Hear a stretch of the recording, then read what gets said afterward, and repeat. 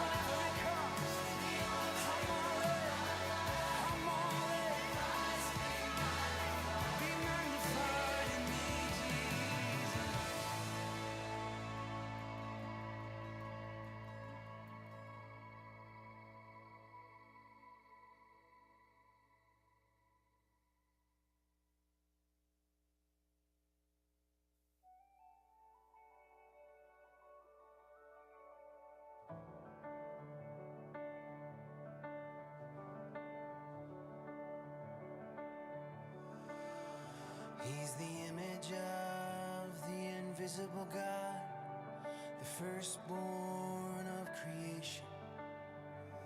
And by him all things were created, in heaven and earth, seen and unseen, rulers, dominions, and powers and kings. He holds all things, all things, all things together. He holds all things, all things, all things together.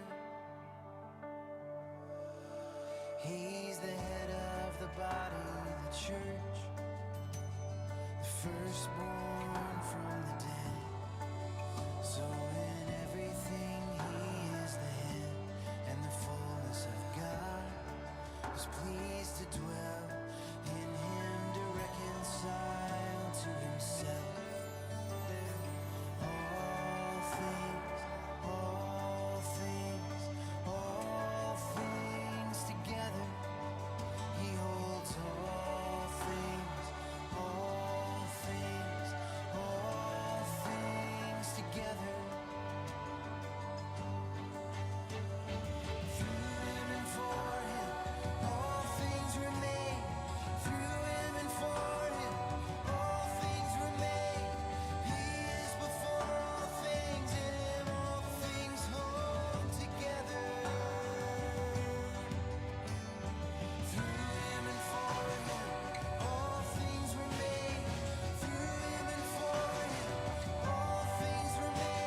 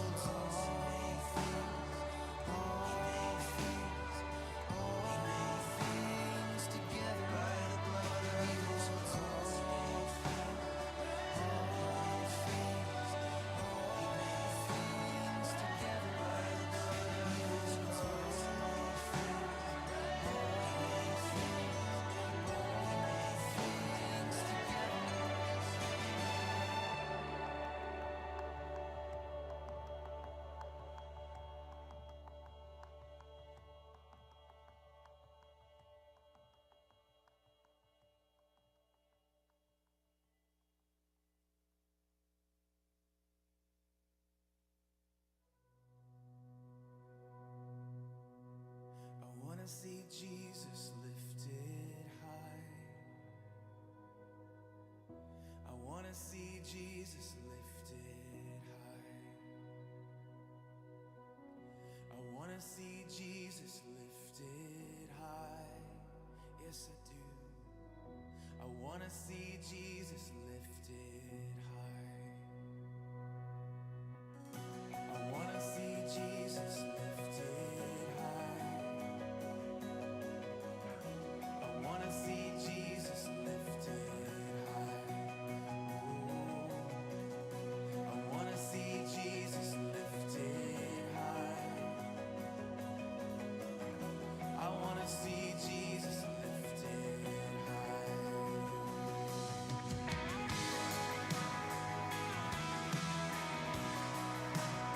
Jesus be lifted high.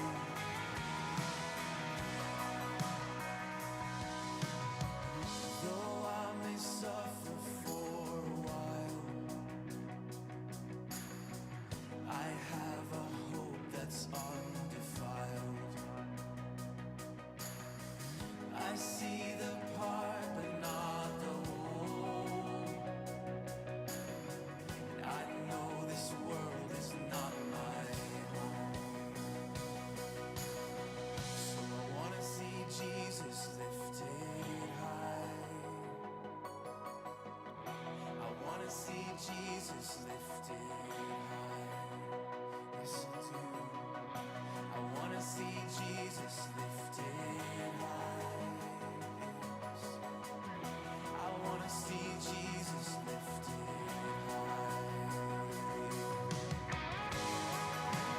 I want to see you lifted high, higher and higher.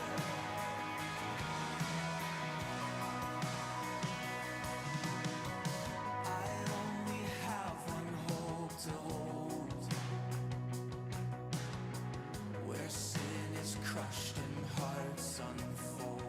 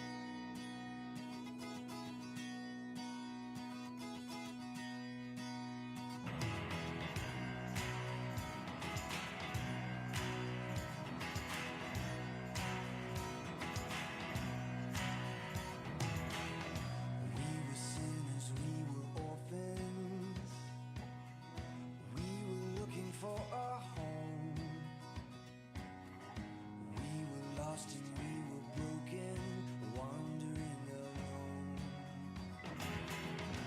Looking down at our condition, you sent your son to change our fate. Though we were hopelessly imprisoned, he came to take our place.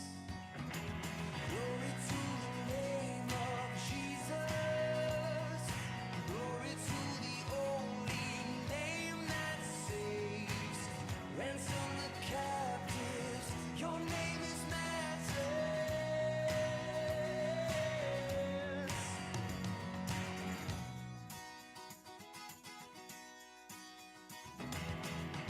What a mystery to fathom, that we're your children set apart. For we were enemies, now pilgrims, prodigals at heart. But your spirit now has caused us to no longer doubt your love. Our Father, you have bought us, adopted through your Son. Glory to the name of Jesus. Glory to the only name that saves. Ransom the captives. Your name is matchless.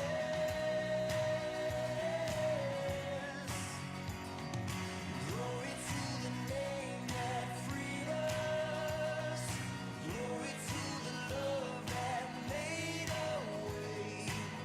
Beauty for ashes, your name is matchless.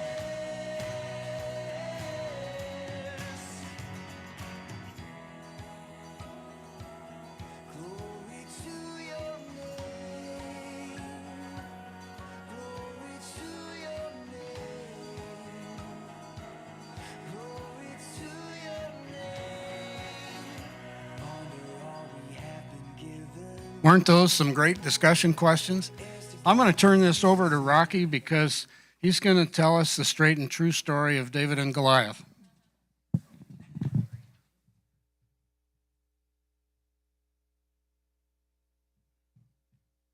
Well, good morning, all.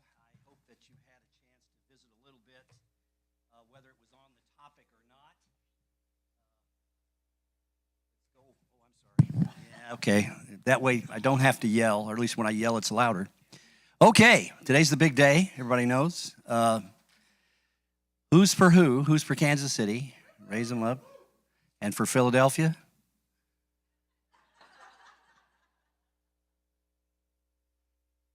You're a Philadelphia fan. Okay, well, that's okay. It's okay. There are others in the room that are. That's fine. But being for Philadelphia is listen, we have another room for you in the back. Both of these fellas are Texas boys. Jalen Hurts graduated from Channelview High School down by Houston. And Patrick Mahomes graduated from White House High School near Tyler.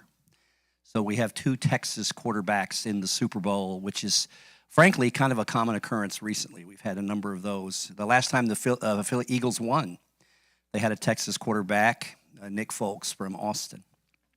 So anyway, that's the big game today. We'll see what happens. Today our lesson is 5 smooth stones. And I want to thank all of you for being here at the very last edition of ABF. Okay. And you'll notice the room's been decorated a little bit. We have a big old picture here. Goliath was kind enough to stand for a photograph before he lost his head. And so if you want to get your picture made with Goliath, that's supposedly 9 feet tall. It looks taller to me, but there he is over there.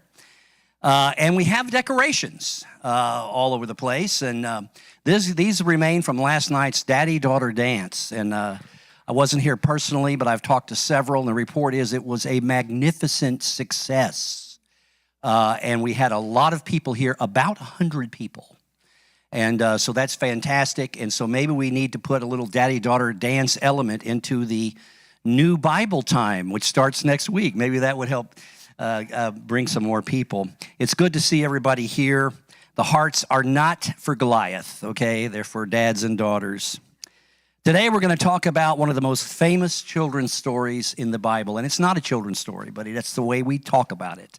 David and Goliath. And everybody in the room has heard it numerous times from the time you were about 5 years old on up. Whether or not you were involved in church, there's not, frankly, hardly, I doubt there's anybody who has any connection at all with a Christian background who has not heard this story, whether they're Christian or not. This is one of the most famous stories in art and literature, and is everybody knows the story. And, you know, we'll probably hear some of that today. I think Philadelphia's favored today, and some commentator will say something to the effect that it's David against Goliath, right? And so we'll see if somebody's got some smooth stones to sling at the other side. Let's take a look at this very short video.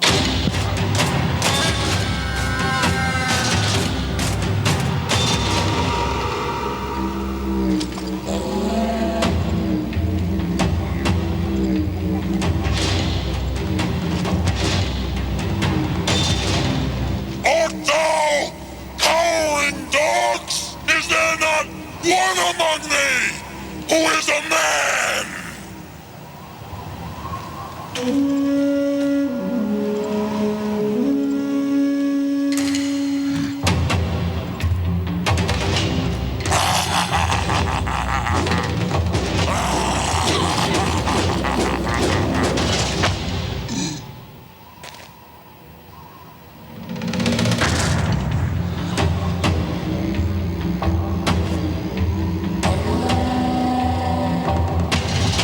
Wilson, the right equipment makes the difference. That commercial was shown one time on TV. That was shown at the 1995 Super Bowl. So it's perfect to show it today. The equipment makes all the difference, the right equipment. And we'll see how David in this story had the right equipment. Let's move on. We've talked about this. It's a subject of art and storytelling for 3,000 years. This next one is, and I'm going to do this throughout. This is a lithograph done by Osmar Schindler in 1988. You can see, the disparity in size. Look at the size of the shield in that picture. So that's just one rendition of it. Let's talk about, for just a moment, obstacles of life. Okay, there's a purpose of this event. Okay. And obviously, it involved the individual issue of the Israelites against the Philistines. Okay, there was that going on. We all know the background of the story, but it's a real metaphor for other issues of life, for obstacles of life. How do you approach them, and what are they? Are they home, family, finances? Sometimes the family, and particularly your family's finances, can be one of the biggest obstacles you face and the source of a lot of disagreement and a lot of challenge in your life. I'm not asking for a show of hands, but I suspect there are some in the room who have felt that way exactly. A challenge that was difficult, if not impossible, to overcome. Personal relationships with people, health concerns. My wife will tell you her biggest obstacle in life is having to deal with me, and you know what? She's right about that, okay? So, I mean, we laugh about it, but you know, when you have to deal with other people, sometimes that's a problem. I practice law for a living. And I deal with lawyers a lot. And some of you thinking, oh my, how miserable can that be? Well, it's pretty miserable. I'll tell you, there are a lot of dishonest lawyers. I'm not one of them. I hope that everybody doesn't know what he thinks that. But there are a lot of dishonest lawyers, and I deal with them every day. It's a challenge. Fill in the blank. Health concerns. That's one that came up at our table. We talked about health concerns. Well, fill in the blank. What is your obstacle? Let's move on. So here's the background of the story, and we're not going to actually read the whole thing. It's 1 Samuel 17, and it's the whole chapter, and all of you are familiar with it. So we're just going to hit some of the highlights, and we're going to skip over a few things as well. Israel demanded a king in 1 Samuel 8 because they wanted to be like everybody. And by the way, you've got those discussion sheets on your table. There's some fill in the blanks there if you want to fill those in. The picture on the other side was sketched by my daughter yesterday. Took her about 20 minutes, so you can take that home, let your kids color it in, or you can color it in yourself if you want. Anyway, Israel demanded a king because they wanted to be like all the other nations. And so Samuel anointed Saul. We see this in 1 Samuel 9 and 10. Kish had a son named Saul, as handsome a young man as could be found anywhere in Israel, and he was a head taller than anyone else. And in 1 Samuel 10, they ran and brought him out, and as he stood among the people, he was a head taller than any of the others. Samuel said to all the people, "Do you see the man the Lord has chosen? There is no one like him among all the people." And the people shouted, "Long live the king." Saul was the tallest man in Israel. And he was the best looking too. And after all, isn't that how we pick leaders in our society today? I mean, we pick things that sometimes don't really show leadership quality or ability. That's what they did. And so they ended up with Saul as a king. But later on, we see in 1 Samuel 16 and 15 and 16, that the Lord rejected Saul as king. And we won't get into the background story of that, but it had to do with him taking it upon himself to make sacrifice at the wrong time in the wrong place without the right people there. And so that was the bottom line. And so God rejected Saul as king. The word of the Lord came to Samuel. "I regret that I have made Saul king because he has turned away from me and has not carried out my instructions." Saul lost favor with God because he did not follow God's instructions. You know, we in our society today, we live in a very multicultural type thing. We have all kinds of cultural background, religious background. There's all kinds of practices and mores that we have in our society that do not match God's instructions. And it is no small thing not to follow God's instructions. Samuel was angry and he cried out to the Lord all that night. So we see that in 1 Samuel 16. So we go to the next one. And God tells Samuel to go to the house of Jesse and to anoint one of Jesse's 8 sons as king. And so when they arrived, we see this in 1 Samuel 16. When they arrived, Samuel saw Eliab and thought, "Surely the Lord's anointed stands here before the Lord." Eliab was the oldest son, David's oldest brother.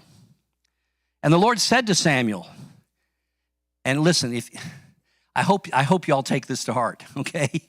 "Do not consider his appearance or his height, for I have rejected him."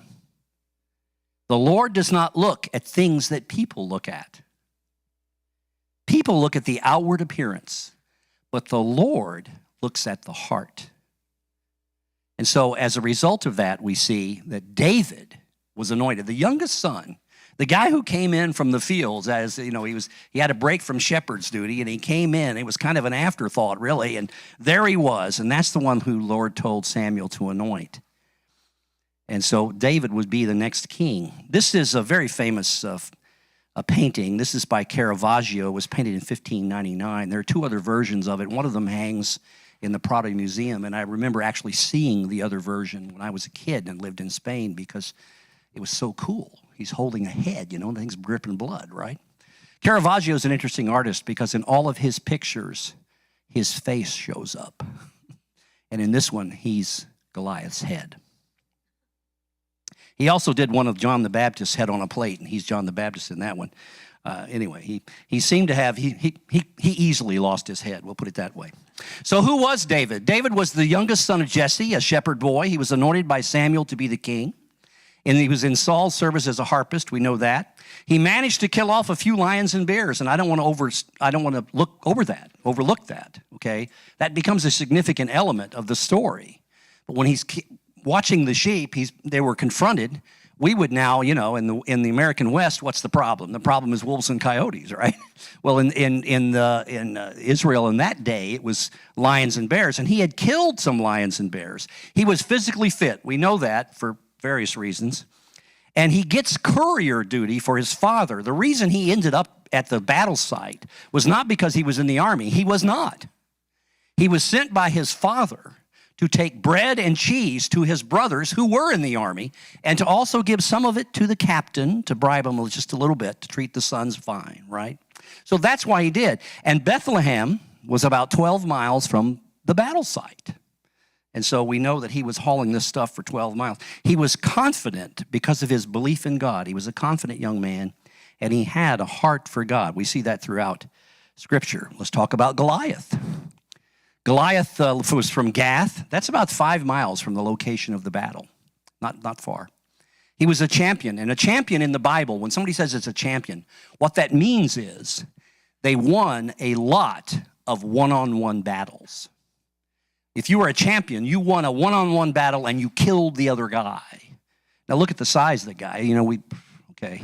He was a big dude. Now, depending on what version of the scriptures, and there are different ones, the typical version is 6 cubits and a span. And that sort of depends on how big a cubit is. And we don't know exactly the measurement in 1000 AD for a cubit. It was typically from the fingertip to the elbow. Some people say it was 18 inches, which would make Goliath 9 feet tall, a span being half of a cubit, so 9'9". Or some people say it was 14 inches, and that would make him about 7'6". Okay, so in either case, this is a big guy, all right? And he's strong. He wears 125 pounds of armor. He has a spear weighing 16 pounds. He's extremely arrogant, and why shouldn't he be? No one can beat him. He's the best. He had 4 brothers as well who were also giants. This is Gustave Doré in 1866. Pretty grim picture there. David holding Goliath's head. You may have seen Gustave Doré and not know it. If any of your families have an old family Bible, Gustave Doré made his name by doing illustrations for Bibles. And so they're not all that popular now, but in the day, in the late 1800s, his pictures were very popular to illustrate Bible scenes. And so if you have an old family Bible, you might see a picture that he did in there. There are other sources on Goliath. We know from some rabbi writings that he is believed to be the son or grandson of Orpah. That's a name you may have heard of, not Oprah. Orpah was the sister-in-law of Ruth.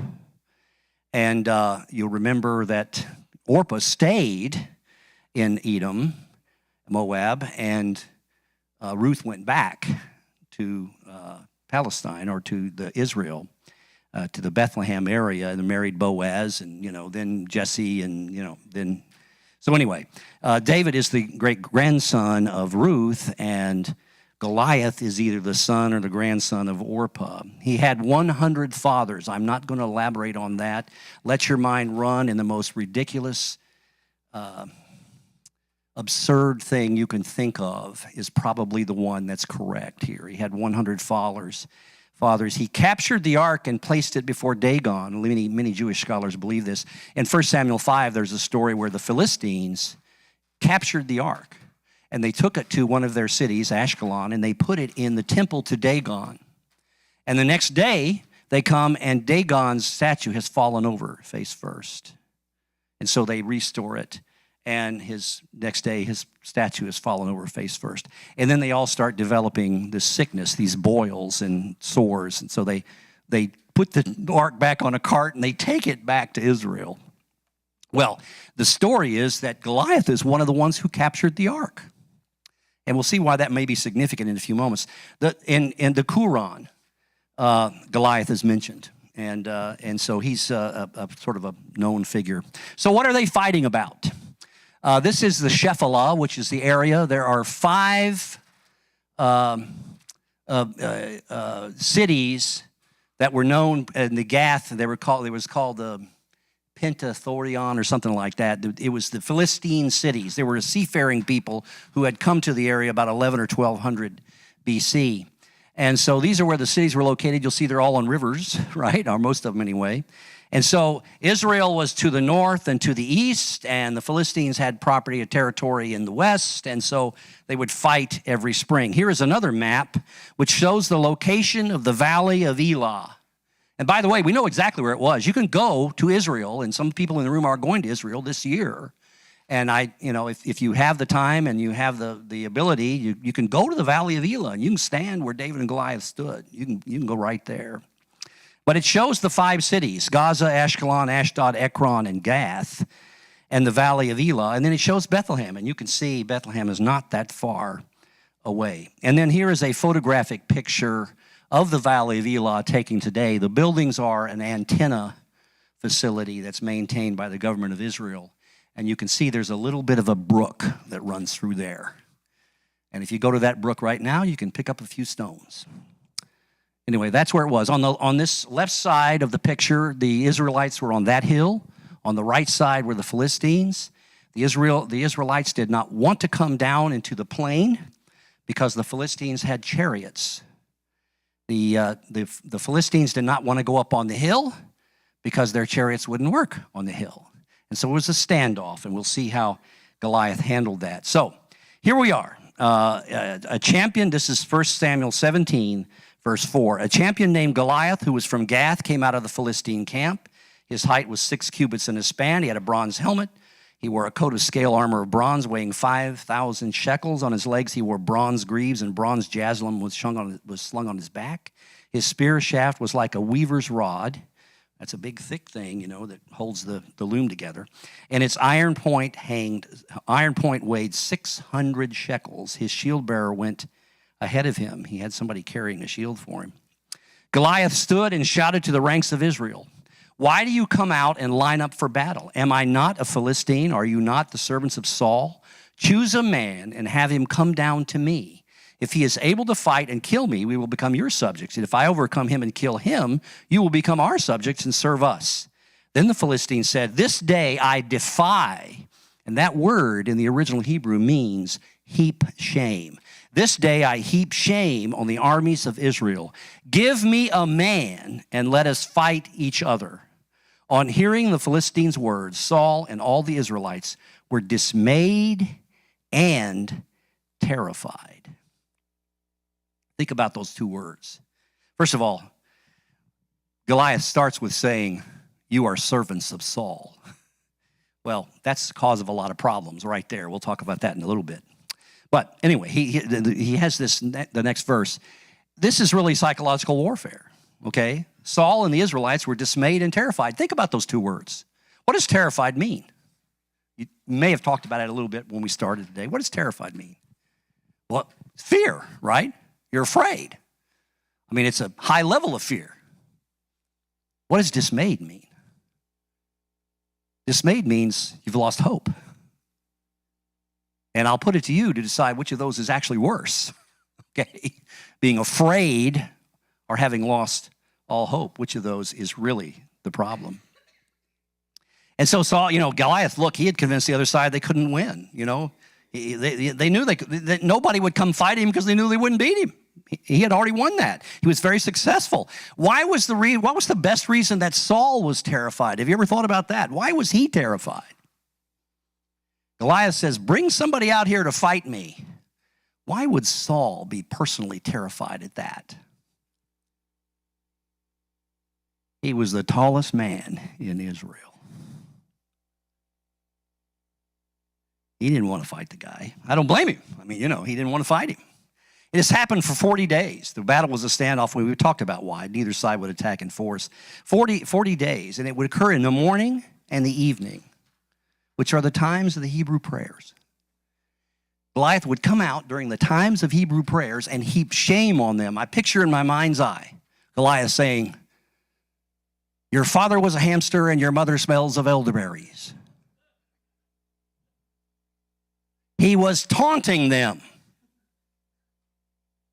heaping shame on them. "You servants of Saul, you're worthless." And you know what? He was right. 40 is a number. This is totally outside the point of the lesson, but 40 years in the wilderness, 40 days and nights of the flood, 40 days of temptation, 40 days Goliath out there harassing him. Here's a photograph of the general Judean hill country, and you can see where this hill to our side is where the Israelites would be.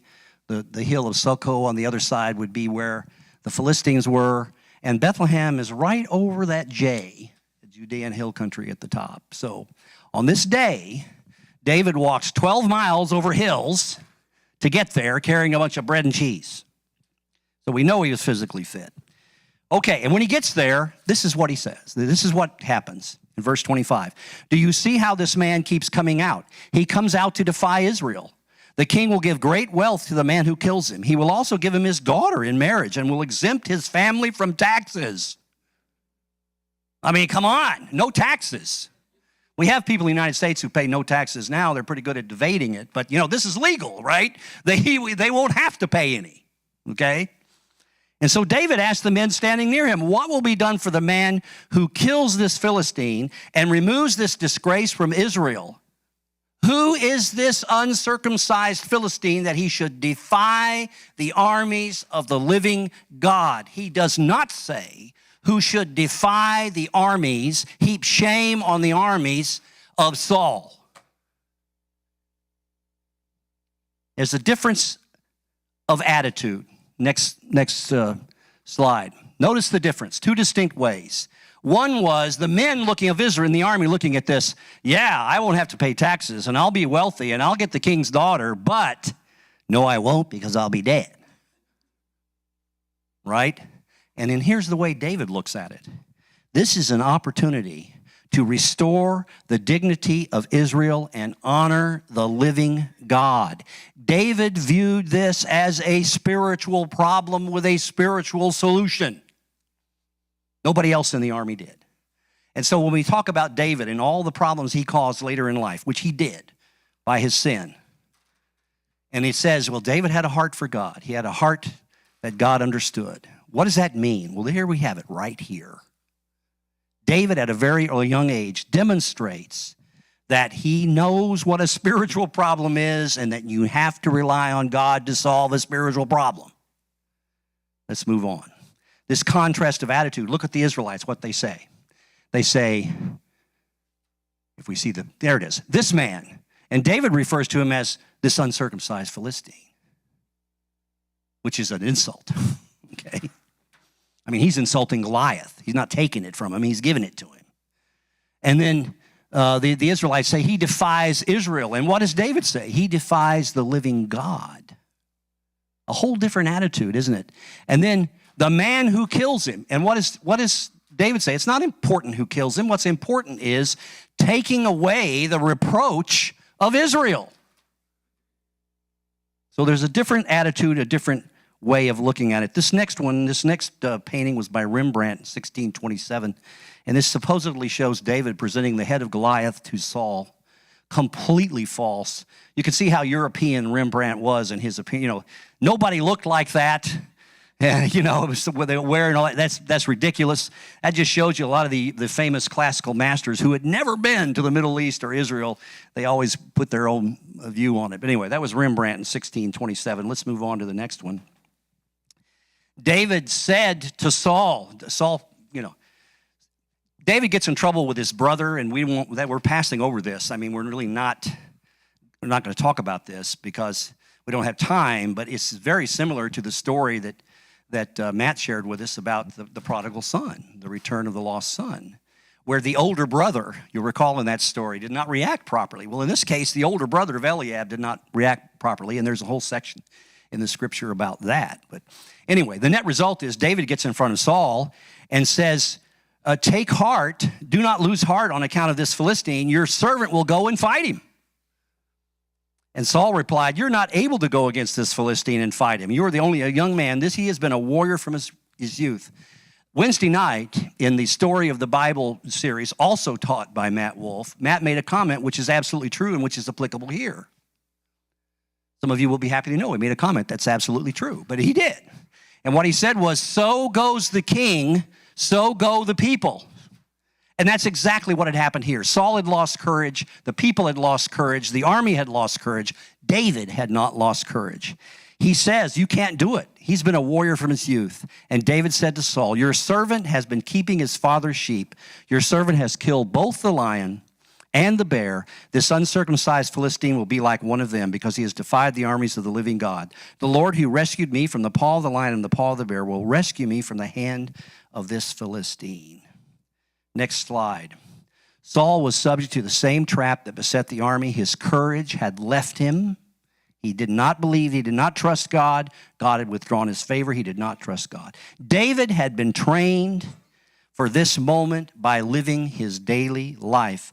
God had provided the opportunity for him to gain confidence in his ability and his courage by putting lions and bears in the path of his flock of sheep.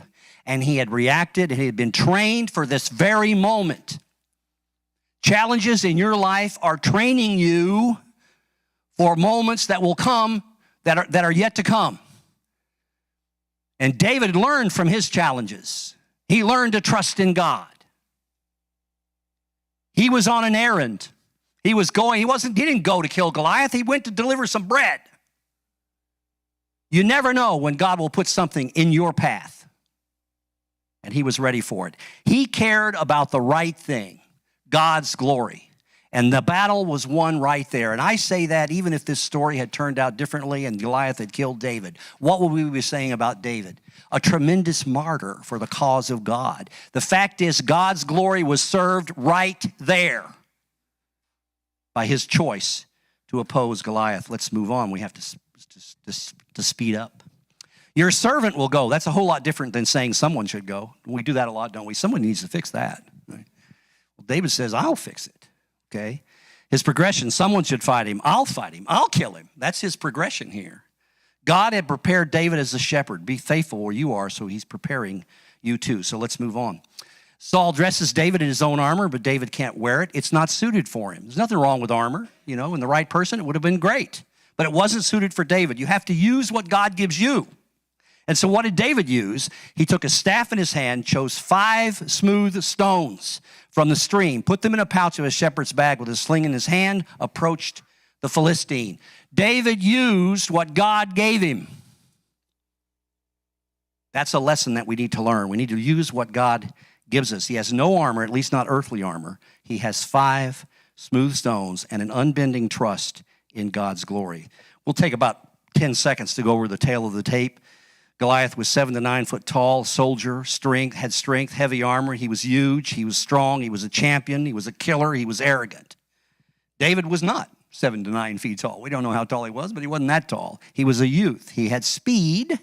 He had no armor. He was a kid. He was athletic. He was a shepherd, a poet, and he was confident. He had a slingshot, 2 leather straps with a pouch in the middle. It's not one of those Y things we see now, but that's what he had. And here's how you would do it. You would actually do it like this, and you would stand at about a 60-degree angle from your target, and if you released it at the right time, it would go to where it was. The sling was a very common weapon used in battle in this period of time. In fact, the Romans later came to use the residents of the Balearic Islands who were expert slingers in the front lines because they could propel a stone 1,500 feet. Okay, at speeds of 100 miles an hour, okay? So where are we? Let's move on. Oh, no, here we are. Let's get back to that one there. These could be used to propel a stone at 100 miles an hour or more. Okay, next one. A ballistic weapon. There was 5 smooth stones, okay? It weighed about 8 or 9 ounces, and how do we know that? Because that's the size of the good stones that are in the brook now. You can go there now and pick one up. Okay, so we know that, right? Why is it important they were smooth? Because those of you who know physics know that if something's smooth, it has a more aerodynamic approach. It goes straight, all right? You can aim it better, and it flies farther, and it flies faster. It was ballistic. Goliath had a huge sword. He brought a really big knife. David had a ballistic weapon. Goliath brought a knife to a gunfight. And really, this is true. People say, David against Goliath, the little guy has no chance, right? That's not true. It is true that one of these parties had no chance, but it was Goliath who had no chance because he was the one opposed to God, not David. So here's what happened. The Philistine with his shield bearer kept coming closer to David. He looked David over and saw he was a little more than a boy, and he despised him. Am I a dog that you come at me with sticks? The Philistine cursed David by his gods. Come here, he said, I'll give your flesh to the birds and the wild animals. And David said, you come against me with sword and spear and javelin. I come in the name of the Lord Almighty, the God of the armies of Israel, whom you have defied. This day the Lord will deliver you. Goliath says, I'm going to kill you. David says, the Lord will deliver you to me. into my hands. I'll strike you down and cut off your head, and the whole world will know that there is a God in Israel, for the battle is the Lord's. The key verse of the whole story. The battle is the Lord's. We need to remember that when we have challenges in our life. The battle is the Lord's. We just need to get on his side to fight it. And he will give all of you into our hands. The time for talking is over. Actions required. He spoke boldly. He renounced armor. He trusted God. He gathered shepherd's tools. Now he must do something. Instead of telling Saul, I'll kill Goliath, he's telling Goliath, I'm going to kill you. This next one is by Andrea. This is a very popular theme, David dragging Goliath's head, Andrea Vaccaro in 1635. And let's go on to the next one. So listen, let's look at what happens. The Philistine moves closer. David ran quickly toward the battle line to meet him. He took out a stone, he slung it, he struck the guy in the head, and he fell face forward. So that video we saw was wrong. He didn't fall backwards, he fell face forward, which is exactly the way Dagon fell. So there you go. Face forward to the ground. What I like about this section is it says that David ran forward. What is your typical practice when you face a challenge or an obstacle? Avoid it, ignore it. You know, if I get a particularly troublesome communication from some other party in a case, stick it on the corner of my desk and kind of hope it goes away, you know. Well, it doesn't. You got to face it, and David did that. So he ran and stood over him. He took a hold of the Philistine sword. He drew it from him, and he killed him, cut off his head. David didn't wait for God to send down a bolt of lightning. He went himself, okay? Do you run to meet challenges? What are your smooth stones? What are the tools that God has given you to face challenges? Did God kill him or did David kill him? The answer is both did, okay? Saul had this attitude. Goliath is so big, I can't beat him. And David had this attitude. Goliath is so big, I can't miss him. And there's a huge difference.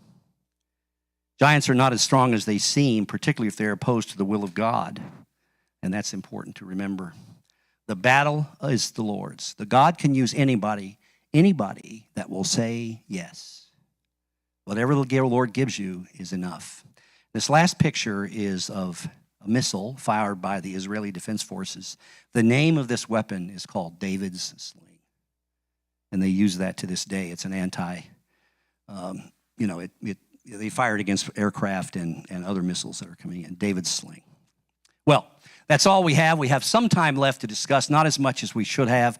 I talked too long, and I apologize. But take a minute or two to talk about at least one or two of the questions below at the bottom, and thank you so much.